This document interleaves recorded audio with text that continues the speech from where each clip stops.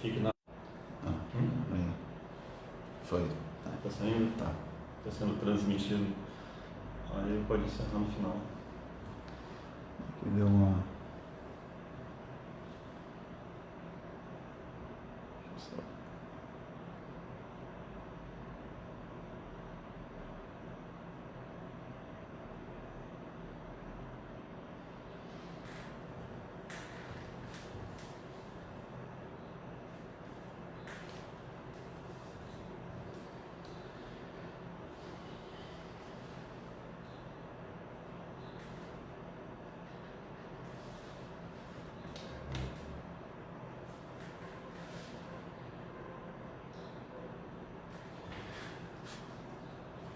Pode fazer esses anúncios aí.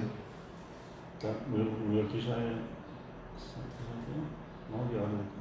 Mas o meu acho que está um pouco adiantado. O pessoal já começa a entrar, a se conectar. Bom dia, Pibiza. Bom dia a todos aí que estão aí nos acompanhando aqui no nosso espaço aqui, né? Na nossa Escola Bíblica Dominical, que por hora está, né? Tá um EBV, Escola Bíblica Virtual. E a gente tem alguns recados aqui para a gente, antes da gente começar o nosso estudo, quando o pessoal está se conectando aí, quem quer, né? Lembrando a todos que logo mais às 18h30, o Ministério Kids aqui da igreja vai estar postando um material legal aí para as crianças, né? Se você tem criança aí, tem interesse em assistir esse programa, 18h30 a gente vai ter esse material sendo postado. E às 19h30 a gente vai ter um culto na nossa igreja, né? Lembrando que esse culto, né, obedece aos protocolos de segurança, né, das autoridades de saúde, né? O culto é fechado, não é aberto ao público, são pouquíssimas pessoas que participam, só para a gente ter uma programação aqui para a igreja poder estar reunida, né? Mesmo em casa, mesmo à distância, para a igreja poder estar reunida aqui. Então a gente vai ter a transmissão desse culto ao vivo logo mais às 19h30 tá? E um pouco antes das 18h30 esse material aí para as crianças, né, do nosso Ministério Kids. Então se você tem criança, esse programa aí, bota o relógio para despertar, prepara tudo para você poder estar assistindo, colocando as crianças aí para assistirem.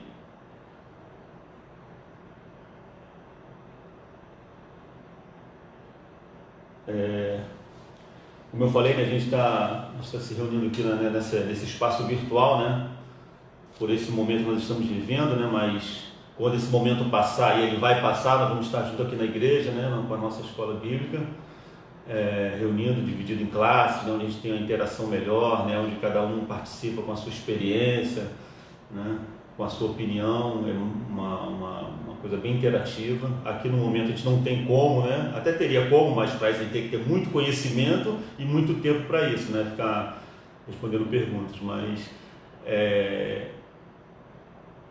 esse momento é esse que Deus, né, nos proporcionou e é esse que a gente tem que usar, né? A tecnologia ao nosso favor. Então a gente está iniciando hoje mais um trimestre, né? Já são 9 horas. Isso, nós vamos iniciar. E nós estamos iniciando mais um trimestre, né? É o segundo trimestre de 2020. Esse trimestre a gente vai estar aprendendo sobre a vida de Paulo, a nossa revista sobre a vida de Paulo. Se você quiser, tem aqui nos canais da igreja, está sendo divulgado, mas se você não tem acesso, não tiver acesso, você pode acessar no site da Convenção Batista Fluminense. E lá tem a revista, você digita batistafluminense.org.br, vai lá no linkzinho Palavra e Vida, clica lá que aí abre, você pode baixar em PDF a revista com as 13 lições, né? Então você pode estar baixando lá e estar estudando durante a semana, e domingo a gente vai estar aqui por enquanto, e depois que passar essa fase a gente vai estar aqui na igreja, né, reunido em classes. E aí você pode participar com a gente, ou participar na sua igreja, numa igreja mais próxima de você, que tenha a escola bíblica, que siga a revista da Convenção Batista Fluminense. Então esse trimestre a gente vai falar sobre a vida de Paulo. São 13 lições, né? E a primeira lição, como não poderia deixar de ser, a gente vai falar sobre a conversão, né, de Paulo. E é a conversão que mudou a história, que é o nome que é o título dessa primeira lição. E aí, essa conversão que mudou a história é a conversão de Paulo, que se chamava Saulo e que depois passou a se chamar Paulo. Passou não, né? Na Bíblia, né? O que a gente tem de Paulo, né, na Bíblia não são relatos históricos, né, sobre a família, a infância. O que a gente tem é o que o próprio Paulo conta, e aí se levanta alguns dados sobre a vida dele. Muita coisa que pessoas contam, dizem que ouviram ou que sabem, algumas tradições, mas que não são confiáveis, porque não tem registro nem bíblico nem histórico. Então como que Paulo era baixinho, que Paulo tinha um defeito, andava torto, que Paulo tinha problema no olho, isso aí tudo são histórias que a gente não tem como dizer nem que não, nem que sim, e também que não vem ao caso e não contribui para o ministério dele. O fato é que Paulo, ele aparece na Bíblia, né, em Atos 7:58, né, quando os homens que acusaram e iam apedrejar Estevão, né, depois um jovem chamado Saulo. E depois no capítulo 8, versículo 1, dizia que Saulo consentia na morte de Estevão. Então a gente sabe que Paulo era natural de Tarso, que Paulo era cidadão romano, está lá em Atos 22, 27, 28, ninguém sabe por que ele tinha essa cidadania, era uma coisa de família, mas não se sabe ao certo como que a família dele conseguiu esse título, mas tinha, e esse título algumas vezes a gente vai ver em outras lições aí que ele se valeu até desse título para poder se livrar de algumas situações difíceis, né? Paulo tinha boa instrução, ele foi instruído aos pés de Gamaliel, que era um rabino muito sábio que tinha em Jerusalém. Paulo, ele era natural de Tarso, mas ele foi educado em Jerusalém. E ele era muito zeloso pela sua lei. Paulo era uma pessoa que levava assim, a defesa da sua religião ao extremo. Paulo, no início, ele era conhecido como Saulo. E mais tarde, depois da sua conversão, quando ele esteve com Barnabé lá em Chipre, no texto bíblico diz que Saulo, que também se chamava Paulo. E daí então ele só é conhecido como Paulo. E a gente até entende isso, porque se você pegar o nome Paulo, que vem do grego Paulo, significa pequeno.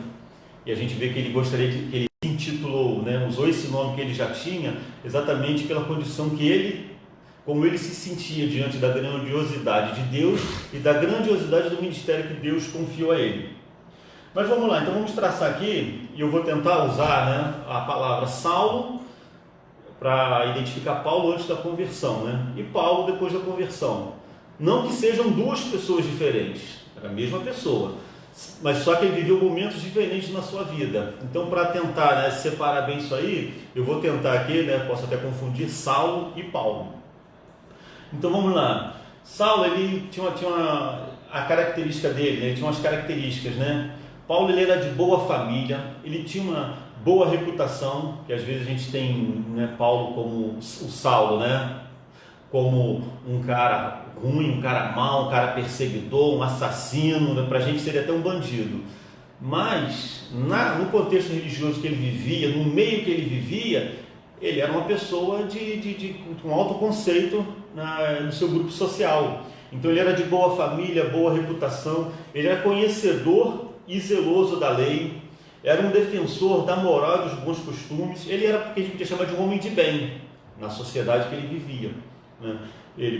Ele era também fariseu, perseguidor da igreja. E só para a gente contextualizar aqui os fariseus eles eram era um partido político dentro do judaísmo. Os fariseus, eles surgiram naquele período ali que a gente chama de período interbíblico, que é mais ou menos o espaço entre o Velho e o Novo Testamento, que dá mais ou menos 350 anos. Nesse intervalo aí, com Alexandre o Grande, né, que dominou todo o mundo civilizado, né? E tem a história que diz que quando Alexandre olhou e viu a extensão do seu domínio, ele chorou porque não tinha mais nada para ele conquistar. Então ele conquistou tudo que ele podia conquistar na época. Só que aos 33 anos o Alexandre, ele teve uma febre e morreu. E ele não era casado, não tinha filhos, não tinha sucessor. O seu reino foi dividido para cinco generais. E o general que ficou responsável pelaquela região ali foi o Antíoco Epifânio. E esse Antíoco Epifânio, ele quis impor a cultura helenista, a cultura grega, que era uma cultura pagã, sobre a cultura israelita. Então ele chegou a destruir a lei, perseguir pessoas e matar pessoas que tinham a lei ou fragmentos da lei. Isso aí gerou nos israelitas um sentimento de defesa. Conta a história que o Antíoco Epifânio chegou a sacrificar um porco em Jerusalém, o porco que era considerado um animal imundo para os israelitas. Então ele afrontou os israelitas. Então, nessa época surgiram os fariseus para defender a lei. Eles se juntaram com os grupos ainda remanescentes da época do governo de Israel, do reino de Israel, que eram ligados à guerra, a combate, e iniciaram uma revolta contra os gregos, juntando-se com os macabeus, que foi a revolta dos macabeus, e eles conseguiram expulsar os gregos daquela região. Só que aí eles expulsaram, mas eles estavam vulneráveis, porque eles não tinham um exército bem preparado, eles não resistiriam ao ataque de um outro em força. Foi por um acordo político entre a elite, o povo de Israel, com o governo, com o Império Romano, e aí o Império Romano tomou conta daquela região, não intervinha na vida política, na vida social, né, no cotidiano dos judeus, nos costumes deles, mas eles não podiam fazer nada que colocasse em risco a dominação romana e tinham que pagar imposto a Roma. Isso gerava uma certa insatisfação até de alguns grupos dentro desse povo de Israel. Então foi nesse meio aí conturbado que os fariseus surgiram para defender a lei. Só que com o passar dos tempos, muitas pessoas foram se agregando aos fariseus. Os fariseus começaram a passar de pai para filho, né, de geração para geração, e eles se tornaram extremamente radicais contra a defesa da lei. E fazer uma coisa tão pesada que na época, por exemplo, João Batista chamou de raça de víboras. Jesus também acusou, né, aquela elite religiosa de atar fardos pesados quanto à lei em cima da população e não ajudar nem com o dedo. Eles enxergavam um cisco no olho das pessoas, fora do seu próprio olho. Então essa prática religiosa passou a ser agregada a vários costumes, por interesses políticos, por interesses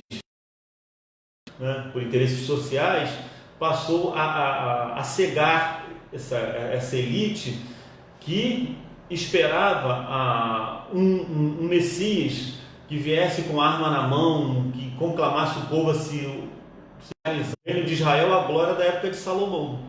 Basicamente eles esperavam isso do seu Messias.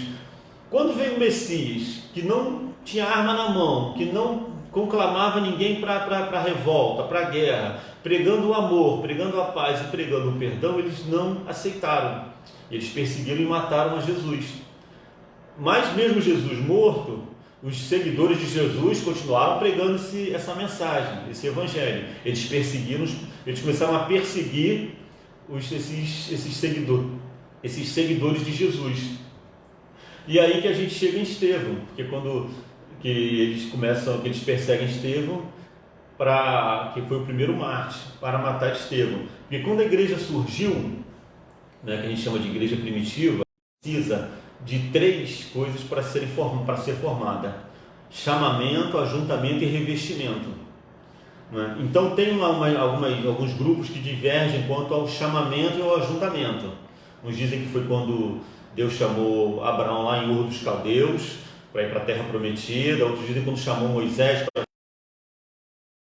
que foi quando Jesus chamou seus discípulos. Mas todos esses grupos que têm essa divergência quanto ao chamamento e ajuntamento concordam em um ponto: que no dia de Pentecostes, que está narrado ali em Atos 2, foi quando houve o revestimento, e ali finalizou-se o processo de criação da Igreja de Cristo, essa igreja. E aí a igreja começou a crescer como comunidade, passou a ter os seus deveres diários, né, os seus... Só que aí os discípulos começaram a ficar muito sobrecarregados. E aí, por orientação de Deus, eles nomearam diáconos, que os diáconos cuidavam de toda essa parte de organização, assistência às viúvas, às crianças, aos necessitados. E os apóstolos, eles se detinham somente a pregar o Evangelho. E os apóstolos foram perseguidos já no início ali da igreja primitiva, e chegando até Estevão, chegando até esse ponto onde a gente aborda hoje Saulo. Para isso eu vou ler aqui, quem tiver com a Bíblia e quiser abrir e conferir aí com a gente aí, Atos 9, né, que conta sobre a conversão de Paulo, que diz assim: enquanto isso, Saulo, ainda respirando ameaças de morte contra os discípulos do Senhor, dirigindo-se aos sumos sacerdotes, pediu-lhes cartas para as sinagogas de Damasco, de maneira que, caso encontrasse ali homens ou mulheres que pertencessem ao caminho, pudessem levá-los presos para Jerusalém. Em sua viagem, quando se aproximou, porque o homem estava cansado, o negócio foi um delírio coletivo, que a Bíblia diz que os homens não viram a luz, mas ouviram a voz e não entendiam. E Paulo, ele ouviu a voz. E essa foi a grande diferença na vida dele. Porque até então ele perseguia os seguidores de Cristo, mas ele não conhecia o Cristo. Ele conhecia, no máximo, ele ouvia falar dos perseguidores. E o que eu achei interessante aqui nessa lição, se a gente abrir lá em Atos 22, 15, 14 e 15, a narrativa de Paulo sobre esse assunto. Aqui em Atos 9 é a narrativa de Lucas sobre o fato. Em Atos 22 é o próprio Paulo falando da conversão dele. Aí eu achei interessante que no versículo 14 do capítulo 22, quando Ananias, que foi incumbido de ir até Saulo, para receber Saulo e orar com ele, e orou e caiu as vendas dos olhos de Paulo, Ananias falou assim, então ele disse, Ananias disse, o Deus dos nossos antepassados escolheu para conhecer a sua vontade, ver o justo e ouvir as palavras da sua boca. Aí no versículo 15, que eu acho a coisa mais interessante, que Ananias falou assim para ele: você será testemunha dele a todos os homens, daquilo que viu e ouviu. Então Paulo seria testemunha daquilo que ele viu e ouviu. Aí a gente analisando num contexto humano, o Saulo, ele vinha no caminho de Damasco sobre um cavalo, lá em cima. Então a visão que ele tinha era daquela visão do caminho, dos seus colegas, dos seus companheiros, que estavam indo para Damasco, olhando ver se encontrava algum cristão. E aí ele vê aquela luz cair e fica cego. Quando ele recobra a visão, Ananias diz que ele ia testemunha e falar aos homens do que ele viu e ouviu. Aí o grande questionamento que eu fiz foi o que Paulo viu se ele estava cego? E o que ele viu? Então, aí na nossa concepção humana, o que ele viu foi o que ele tinha visto antes dele cair do cavalo. Aí uma coisa que chamou a atenção que a gente vê como que Paulo, ou então Saulo, antes da conversão, antes de cair do cavalo, literalmente, ele tinha uma visão fechada, que ele precisou ficar cego para poder enxergar. Deus literalmente derrubou ele, tirou ele lá de cima do cavalo, que é alto, aquele pedestal. Paulo, aquele cara poderoso, aquele cara com prestígio, com autoridade, ele foi ao chão e levantou cego. E foi conduzido pela mão, e ficou extremamente vulnerável. Qualquer um que quisesse atentar contra a vida dele ali, ele não ia poder simplesmente fazer nada, porque ele estava cego, estava desarmado. Seus colegas não se sabe o que eles fizeram, se eles fugiram, abandonaram ele ali. Então ele ficou totalmente vulnerável. Ele se sentiu talvez como o menor dos homens, Então nesse momento foi que Deus se revelou a ele, quando ele ficou cego, que ele conseguiu enxergar. Aí a gente vê que como ele teve a visão alargada, se a gente lê lá em Romanos 10, no versículo 4, quando Paulo ele fala que o fim da lei é Cristo, Antes, quando ele era Saulo, ele achava que Jesus, né, que o Cristo era o fim da lei, em termos de final, de término. E agora, e lá em Romanos, né, depois dele convertido, ele viu que o fim da lei era Cristo, era como finalidade. A finalidade da lei era apontar para Cristo, mas isso ele entendeu depois que ele ficou cego. Aí, para a gente ter uma ideia de como Paulo era cego, vamos voltar um pouquinho lá no julgamento de Estevão, lá no capítulo 7 de Atos. A gente tem uma ideia da cegueira de Paulo, né? E porque Paulo estava naquele grupo ali que discutiu com Estevão, que prendeu Estevão, levaram falsas testemunhas para acusar Estevão, e Estevão fez a sua defesa, começando lá de Abraão e veio pregando, falando tudo o que aconteceu, até chegar nos dias de Cristo, nos dias que eles estavam. Mas só que eles não tinham como, porque Estevão era cheio do Espírito, Estevão tinha conhecimento, Estevão tinha vivência daquilo que ele pregava, ele vivia. Então, eles ficaram extremamente revoltados com Estevão. Aqui no versículo 54 do capítulo 7, a gente tem uma ideia de como que era aquela elite religiosa. No versículo 54 diz assim: ouvindo isso, ficaram furiosos e rangeram os dentes contra ele, contra Estevão. Então a gente vê que aquela elite religiosa, quando viu o que Estevão estava falando e que fazia sentido, que eles não tinham como argumentar, eles começaram a ranger os dentes, né? Então você imagina aí como se fosse cães raivosos, né, rosnando para Estevão. Mas Estevão não parou de falar, ele continuou, né? Mas Estevão, cheio do Espírito Santo, isso já no versículo 55, levantou os olhos para o céu e viu a glória de Deus, e Jesus em pé à direita de Deus, e disse: vejo os céus abertos e o Filho do Homem em pé à direita de Deus. E aí a gente tem o versículo 57. Mas eles taparam os ouvidos e deram fortes gritos. Lançaram-se todos juntos contra ele, contra Estevão. Ou seja, eles taparam os ouvidos, eles não queriam ouvir, eles não podiam argumentar com Estevão, eles não tinham como, mas eles taparam os ouvidos e começaram a gritar para, né, suplantar, para ganhar literalmente no geral, solicite. Vai. Então a gente tem a ideia aqui dessa elite religiosa, que para defender o seu ponto de vista, para defender a sua doutrina, para defender aquela religiosidade, eles eram agressivos, eles partiam para a agressão, né?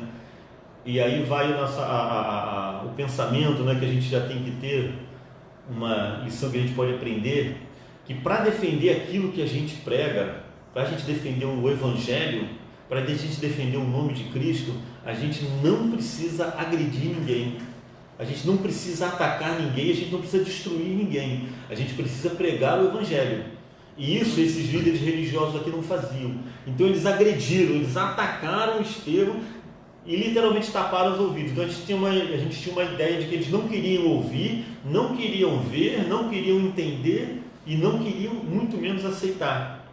E a gente vê que Paulo estava nesse contexto. Paulo não, Saulo, né, como eu falei, antes da conversão. Saulo ele estava nesse contexto, nessa cegueira. Então a gente vê que Estevão terminou por ser apedrejado, foi o primeiro mártir da igreja cristã. E logo depois da morte de Estevão, depois que ele foi sepultado, a gente tem o início da perseguição. Como Saulo perseguiu, né, a igreja, né? Lá no 8, a partir do versículo 1, né, diz, né, e Saulo estava ali consentindo na morte de Estevão. E naquela ocasião desencadeou-se grande perseguição contra a igreja de Jerusalém. Todos, exceto os apóstolos, foram dispersos pelas regiões da Judéia e da Samaria. Alguns homens piedosos sepultaram Estevão e fizeram por ele grande lamentação.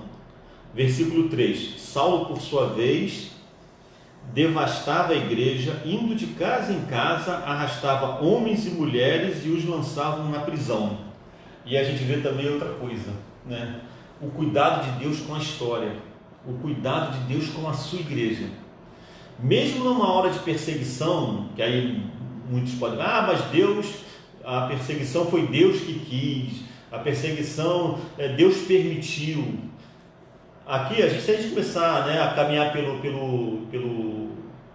caminho, se não tivesse havido, né, a perseguição, se não tivesse havido isso, não, a gente vai caminhar aqui no que aconteceu. A igreja surgiu, estava em Jerusalém. Quando Saulo, né, levantou essa perseguição à igreja, Deus já estava usando Saulo antes mesmo dele se converter. Porque quando Saulo começou a perseguir, os crentes se espalharam, eles fugiram de Jerusalém. E por onde eles foram pregando o evangelho. Então a igreja cresceu de uma forma até muito maior do que até Saulo queria, obviamente, que ele queria destruir, né? E aí a gente vê como que Deus age, mesmo nas adversidades, mesmo na hora da perseguição, na hora da dor, na hora do sofrimento, Deus usa servos fiéis para fazer a sua obra crescer. Nesse momento que nós vivemos agora, é um momento muito bom para a gente refletir sobre isso, né? Quando muitos falam em perseguição, falam em tentar silenciar as igrejas, o evangelho e tudo mais, a gente estar atento que Deus, Ele usa servos fiéis para fazer a sua obra crescer, mesmo nas diversidades. Então isso, Saulo já começou a ser usado por Deus antes dele se converter. E aí a gente vê que a igreja cresceu, se espalhou. E aí Saulo sai, ele vai atrás dos cristãos, quando ele vê que aquela elite religiosa perseguiu e matou Jesus para acabar com a pregação de Jesus. Não deu certo. Surgiram discípulos, eles perseguiram os discípulos, prenderam os discípulos, açoitaram os discípulos, não deu certo. Prenderam Estevão, acusaram falsamente, apedrejaram, mataram Estevão, não deu certo. Perseguiram a igreja, não deu certo. A igreja se espalhou e cresceu muito mais, porque a gente via que Deus estava sempre no controle, Deus estava sempre dirigindo a história e usando essas adversidades. Então a gente vê que no julgamento, né, nesse julgamento de Estevão, a gente tem a dimensão do contexto religioso e da religiosidade que Saulo tinha, que apesar de ser uma pessoa muito inteligente, muito culta, zelosa ao extremo pela sua fé, ele tinha desvirtuado, né, o propósito de Deus para o ser humano. E aí a gente vê que Saulo, apesar de toda a inteligência, ele seguia cegamente, ele não raciocinava, ele não questionava nada, mandou fazer, ele faz. E aí isso me lembrou uma história, uma ilustração que eu queria contar agora, a respeito de um jovem que foi contratado para trabalhar numa ferrovia. Aí ele foi levado a uma estação de trem e apresentado à pessoa que ele ia substituir, um senhor que ia se aposentar. Muito bem, foi apresentado, aquele senhor pegou ele e falou assim: olha só, quando o trem chegar aqui eu vou te ensinar o que você tem que fazer, qual é o seu trabalho, tá?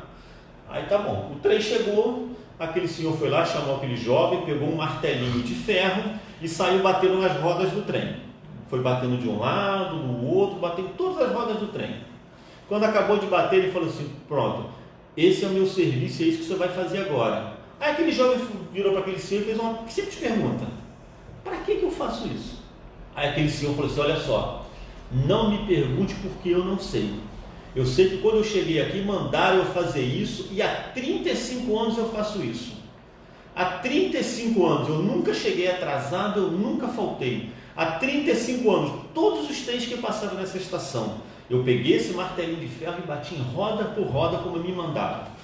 Aquele jovem tá. E aquele senhor entregou o martelinho para ele, entregou todos os apetrechos que ele tinha ali para trabalhar, virou as costas e foi aproveitar a sua aposentadoria. E aquele jovem ficou intrigado, e sempre que ele podia, ele perguntava a alguém, perguntava ao maquinista mais antigo que passava ali, e os maquinistas falavam: não, eu não sei não, sei que quando a gente chegava aqui na estação, esse senhor estava sempre aqui, fazia sol, chuva, ele estava aqui, batia roda por roda, fazia sinal e a gente ia embora. Por quê? Não sei, nunca perguntei a ele. E aquele jovem continuou fazendo aquilo, porque mandaram ele fazer, ele era pago para fazer, sem saber.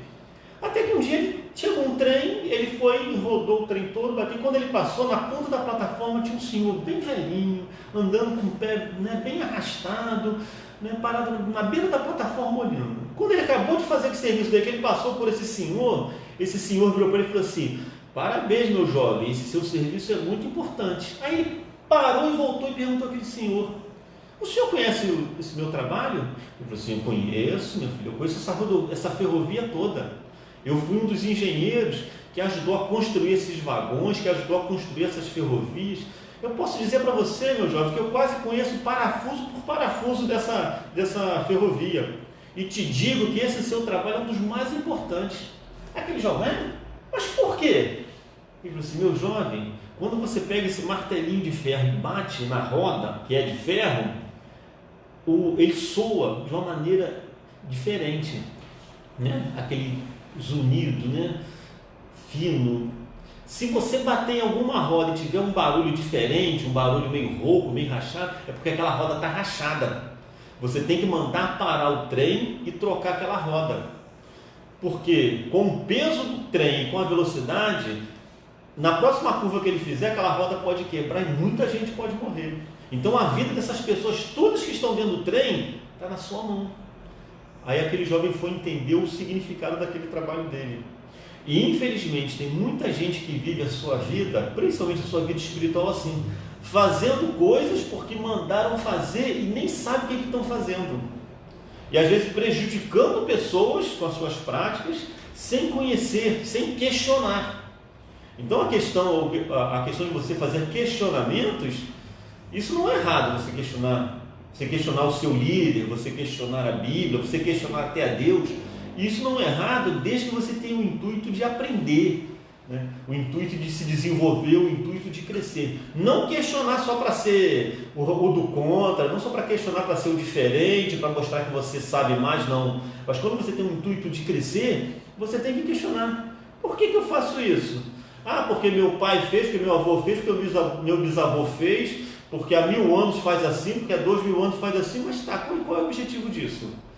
Porque às vezes há 2000 anos atrás fazia aquilo, fazia sentido, mas hoje em dia não vai fazer mais. Então qual é o objetivo? Então o questionamento não é uma coisa ruim, desde que seja para crescimento, para desenvolvimento. Uma coisa que Saulo não fez, ele não questionava, ele era cego, né? Ele tinha a sua visão espiritual, a sua visão de religiosidade fechada e por um grupo. E aí a gente vê isso, né, essa questão de Paulo, lá em 1 Coríntios 14. Se a gente lê ali em 1 Coríntios 14, diz assim: irmãos, deixe de pensar como crianças, com respeito ao mal, sejam crianças, mas quanto ao modo de pensar, sejam adultos. Ou seja, a gente tem que não ter maldade, não ser mal como uma criança, porque não tem maldade nenhuma. Agora, como entendimento, nós temos que ser adultos, pensar como os adultos. Infelizmente, hoje muitos crentes invertem. No entendimento, na maldade, eles são como os adultos. Vê maldade em tudo. Vê maldade em roupa, vê maldade em filme, vê maldade numa palavra, vê maldade em tudo. Mas no entendimento é criança. Sabe aquele pessoal que liga, e pastores sabem muito bem disso, né? Pastor, passar cheque sem fundo é pecado. Pastor, furar o pedágio aqui, cortar o pedágio aqui é pecado. Pastor, dar dízimo é pecado. Pastor... nunca entende nada, nunca sabe de nada, está sempre, né, com a inocência, que aí tem pessoas que se aproveitam. E aí a gente vê que lá em Efésios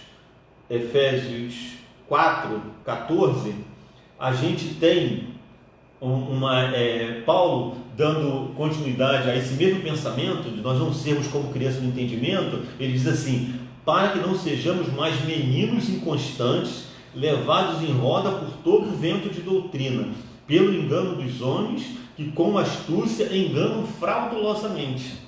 Então, na época de Paulo lá, ele viveu muito isso, pessoas usando a religião como forma de obtenção de algum status político, de status social ou ganho financeiro. Então, hoje em dia, nós vivemos os mesmos retratos, porque o homem é homem desde que ele foi criado. né? São as mesmas ações. Então muitas pessoas são enganadas por homens fraudulentos que distorcem doutrinas bíblicas para satisfazer as suas necessidades, sejam políticas, sociais ou econômicas. Então estejam atentos a isso. Paulo, quando era Saulo, ele não tinha essa visão.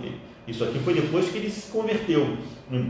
Então a gente vê que aí o benefício, como a questão da cegueira fez bem a Paulo. Ele ficou cego naquele período ali, quando ele caiu do cavalo, mas ele ampliou a sua visão.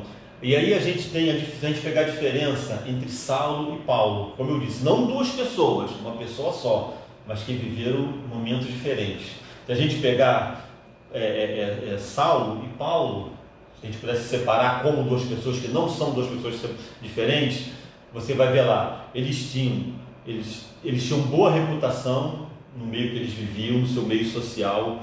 Eles eram pessoas cultas. Saulo era culto, Paulo era culto, eram muito inteligentes. Eles eram conhecedores e zelosos da sua lei, né, do conhecimento. Eles eram árduos defensores da sua religião, os dois.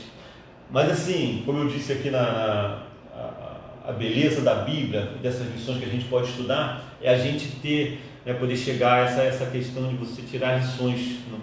Eu sei que vocês aí lendo, se a gente estivesse aqui, né, e pudesse conversar numa sala, outras pessoas dariam suas opiniões, aquilo que mais, né, lhe chamou a atenção. Na minha visão aqui, vocês podem estudar e chegar, não que esteja certo ou errado, não é questão de certo ou errado, é questão de visão. Você, né, uma pessoa foca mais numa determinada coisa, não pode focar mais em outra. O que eu vejo aqui, a grande diferença entre Saulo e Paulo era o amor. Porque o Saulo, para defender o seu grupo religioso, a sua religião, a sua pregação, ele usava o ódio, né? Ele destruía, ele matava, ele dividia, ele separava. Já Paulo, e a gente vai ver isso nas outras 12 lições, né? Quem quiser baixar aí a revista para poder estudar, nas outras 12 lições você vai ver um comportamento totalmente diferente. Que Paulo, o ministério dele era focado no amor a Deus e no amor às pessoas. Então não basta simplesmente você ser religioso, você ser conhecedor da sua religião, você ser conhecedor da vontade de Deus. Você não tem que ser conhecedor, você tem que ser praticante.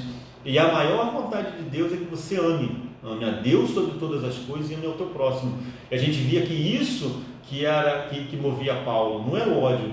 A gente vê Paulo, a gente vai ver, né, nas outras lições, em várias ocasiões, Paulo sendo perseguido, Paulo sendo preso, Paulo sendo torturado. E em nenhum momento você vai ver Paulo tentando organizar algum grupo para se revoltar ou para ir contra ninguém. Você vai ver sempre Paulo pregando o Evangelho e pregando o amor. Então essa é a grande diferença da vida de Paulo. E uma última coisa que eu queria ressaltar aqui para a gente encerrar é que Paulo, apesar dele ter esse passado, né, de Saulo, né, terrível, né, que é um passado que muitos poderiam ficar, caramba, mas Paulo podia sentar e ficar lá, gente, mas eu era muito ruim, como é que eu fazia isso? Eu acabava com família, eu matava gente. E Estevão, coitado do pobre coitado do Estevão, um homem tão bom, né, um servo de Deus, eu consenti na morte de Estevão. Ele podia ficar sentado reclamando, não, eu não sou digno, eu não posso assumir o ministério, eu não posso falar de Deus, eu não posso pregar, porque eu sou muito ruim, eu sou muito mau. Mas Paulo não fez isso, né? A gente vê que ele tinha consciência disso. Lá em 1 Coríntios 15, no versículo 9, ele diz assim: porque eu sou o menor dos apóstolos, que não sou digno de ser chamado apóstolo, pois que persegui a igreja de Deus. E no versículo 10 ele diz assim: mas pela graça de Deus sou o que sou, e a sua graça para comigo não foi vã. Antes, trabalhei muito mais do que todos eles os apóstolos. Todavia, não eu, quer dizer, não Paulo, mas a graça de Deus que estava nele. Então, ele reconhecia que não era ele, que por ele não fazia nada. Por isso até a gente entende de Paulo ter ficado, apesar dele ser Saulo e Paulo, ele ter adotado esse nome de Paulo, que era pequeno, que é assim que ele se via. Mas ele não deixou esse passado prender ele. como infelizmente às vezes muitos crentes fazem, que usam o passado como uma pedra jogada no fundo do mar, né? Fica lá no fundo, mas aí o navio, quando joga uma âncora, aquela âncora segura naquela pedra e o navio não sai do lugar. E aí não consegue soltar aquela âncora. E aí esse navio ele pode acelerar, ele pode usar a potência do motor, ele vai consumir combustível, aí vai até estourar o motor. Aí depois que estoura o motor, né, vai cair naquelas lições, né, de depressão que a gente estudou no trimestre passado, né? Quando as pessoas perdem a força, não conseguem mais lutar contra nada e ficam parados, né? Fica parado e eu não consigo, eu não tenho mais força, não tenho para andar. Por quê? Está preso alguma coisa lá atrás. E aí o exemplo de Paulo que a gente tem é que Paulo usou esse passado dele terrível para impulsionar ele aí à frente. E aí eu pensei, quando eu pensei nessa atitude de Paulo, né, de lidar com o seu passado, eu pensei num porta-aviões, né, que é aquele navio enorme que tem pistas de decolagem no seu convés e não podem fazer pistas muito grandes, porque apesar de todo o tamanho de um porta-avião, ele leva muitos aviões e muitas outras coisas, então as pistas são limitadas. E como é que eles fazem para decolar, já que eles têm uma pista curta? Eles têm travas nas cabeceiras da pista, os aviões são travados nessa cabeceira, os pilotos ligam o avião, acionam a turbina e aceleram. E vão acelerando e aquele avião fica travado, e vai acelerando. Quando chega a um ponto, a trava solta, pá, e o avião dispara em alta velocidade e decola numa pista curta. Então eu vejo que Paulo ele usou esse passado dele, o que poderia ser uma trava, né? uma trava que segurasse ele, que prendesse ele, né? Para não fazer nada no reino de Deus. Ele usou isso exatamente para catapultar, para impulsionar o ministério dele à frente. Ele não negava o que ele fez, ele tinha consciência do mal que ele tinha feito, mas ele usava esse passado dele, que é um tenebroso, terrível, para poder se impulsionar à frente e fazer muito mais nas obras de Deus. Então, na lição de hoje que a gente tratou de Paulo, a conversão que mudou a história, a gente vê que a primeira história que essa conversão mudou foi a história do próprio Saulo, né, que mudou para Paulo. Então ele mudou a história dele, e ele mudando a história dele, ele mudou a história da igreja primitiva, ele mudou a história do cristianismo, ele mudou a história da igreja de Deus, ele mudou a história da humanidade, né? Então a gente vê que esse encontro, né, essa conversão que mudou a história, ela tem que mudar as nossas histórias também. Aquilo que eu fazia eu não faço mais. Se eu fazia coisa muito de errada, eu vou passar a fazer coisas muito melhores. E eu tenho que, né, trabalhar para isso, estudar para isso e pedir a Deus para que Ele possa fazer isso no meu coração. Então essa é a lição que a gente tinha para trazer para vocês hoje. Obviamente, se vocês quiserem, quem quiser baixar e continuar estudando as lições, é uma lição por semana. Você estuda durante a semana com leituras diárias, e domingo que vem estaremos aqui de novo para abordar a segunda lição dessa revista, desse trimestre. E lembrando a vocês, né, que foi o anúncio que eu fiz no início, reforçando agora, que logo mais às 18h30 a gente vai ter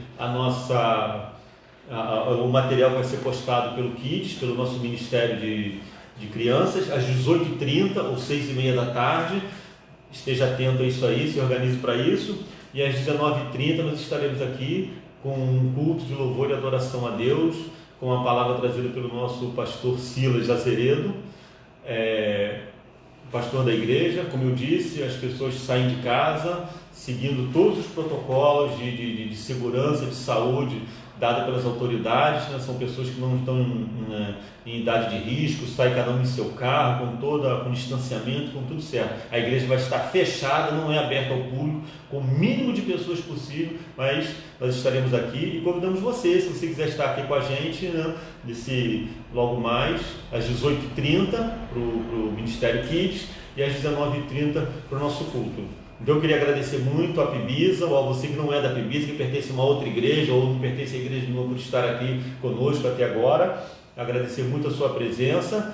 Queria agradecer ao André Mariano também, que nos deu suporte técnico, que se deixou meio inseguro quanto a isso, né? Que eu não entendo nada disso, ele me deu todo o suporte técnico, eu agradeço muito.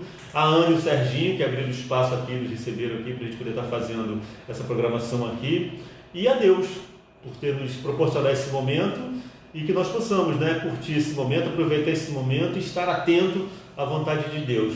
Então é isso que eu tenho a dizer para vocês, agradecimentos, e que vocês fiquem com Deus, né, e fiquem na paz.